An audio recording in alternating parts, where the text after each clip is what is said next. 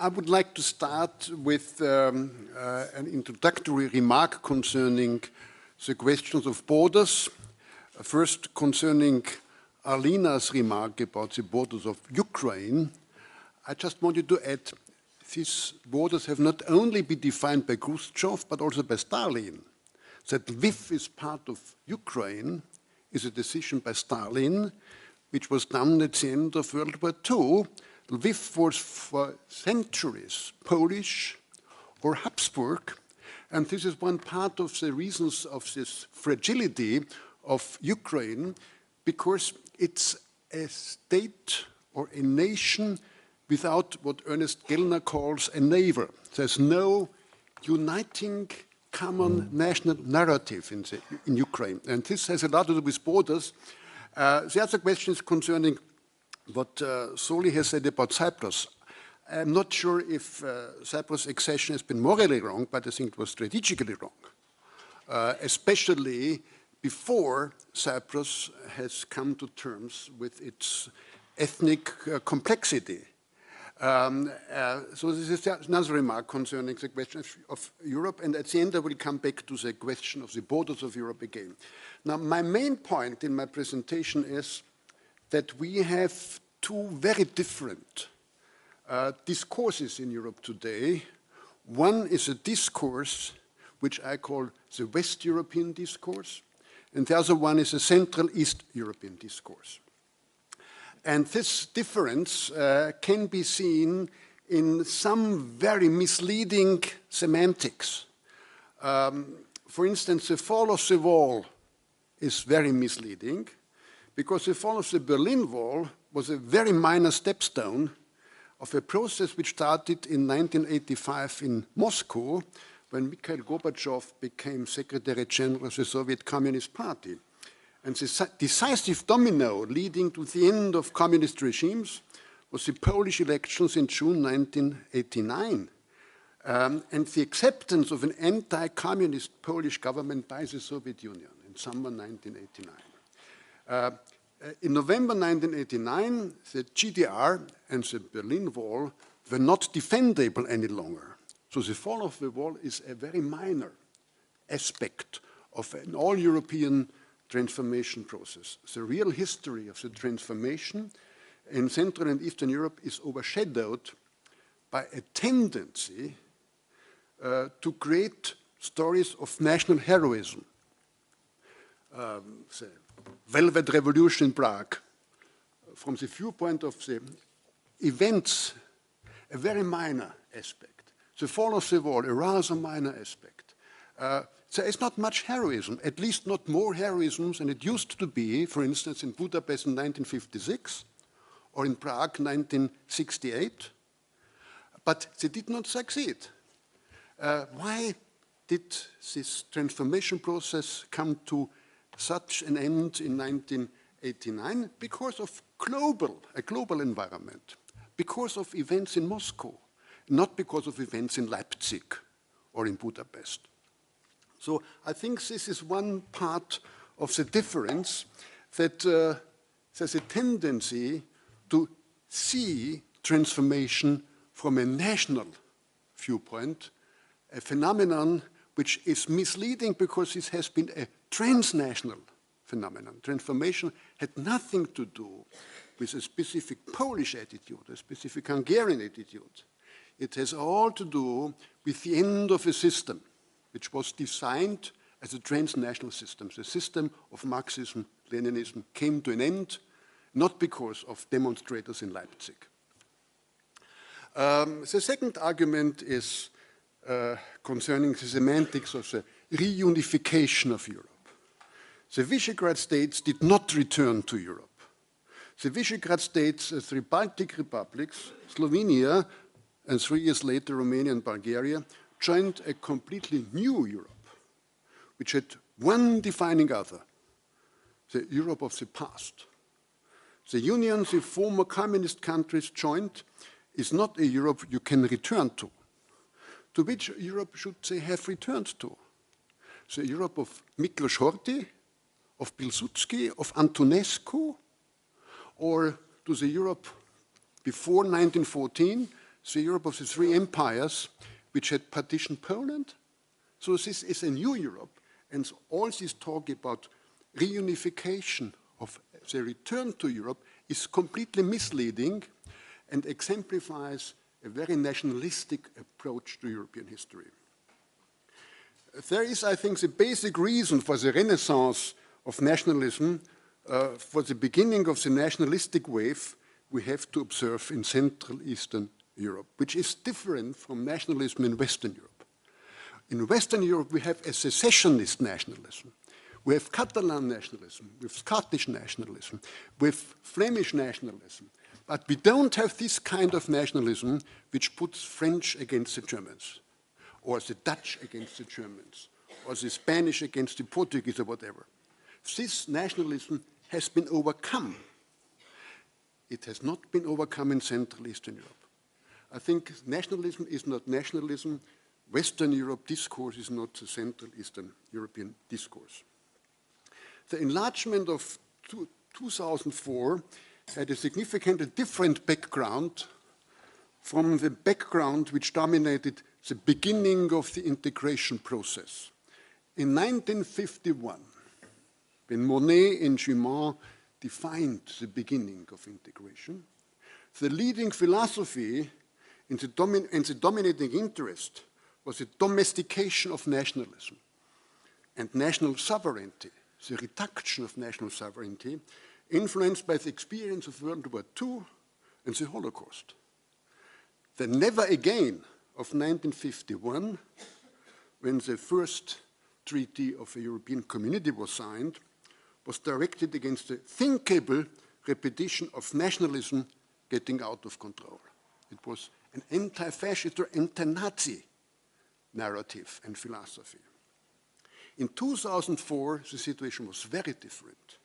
The leading philosophy and the dominating interest was to secure national independence and sovereignty after the decades of Soviet domination. The never again in 2004 was directed against the possible repetition of Russian hegemony. So very different approaches to European integration, which I think have to be considered if we try to understand what nationalism means in different parts of Europe today.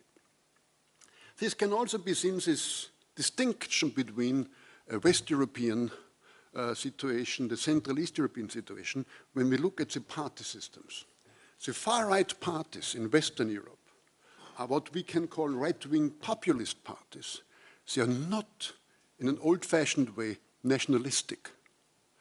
I think the best possible example is the Dutch Freedom Party. The Dutch Freedom Party is very pro-Israel, can even be called philo-Semitic.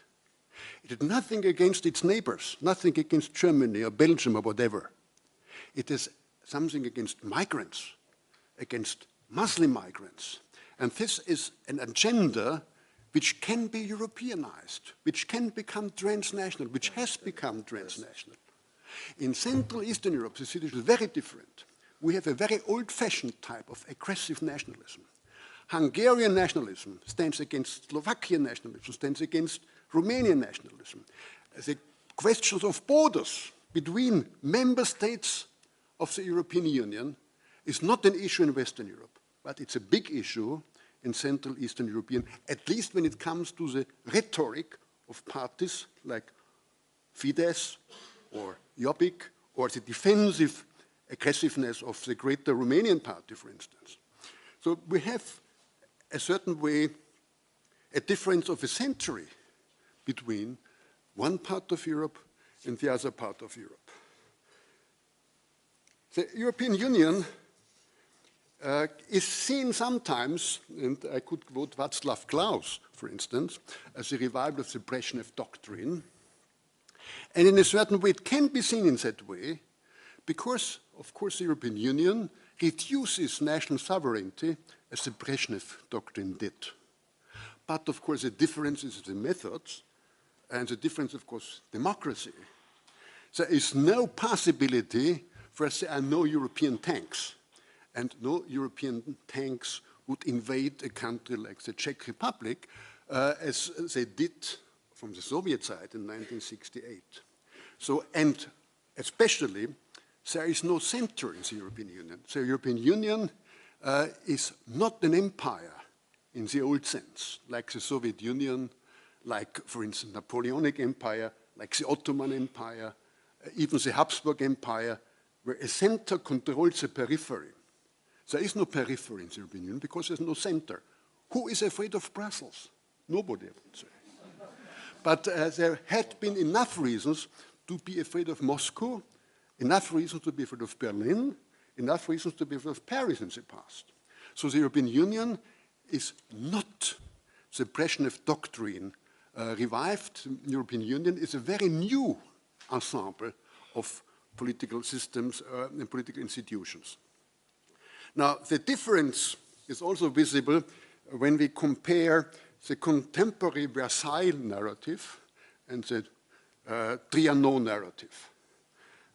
For contemporary Germany and contemporary France, Versailles, I think, is seen by the mainstream as a traditional peace treaty dictated by the victors, reflecting power interests, violating democratic values, but not as a unique treaty. Versailles is neither unique nor on any political agenda today, neither in France nor in Germany. No German mainstream party would think today of using Versailles in a way Versailles has been used in the interwar period by German nationalistic forces. This is over. Not concerning Triano. For contemporary Hungary, Triano is very much alive, and not only for Fidesz or Jobbik.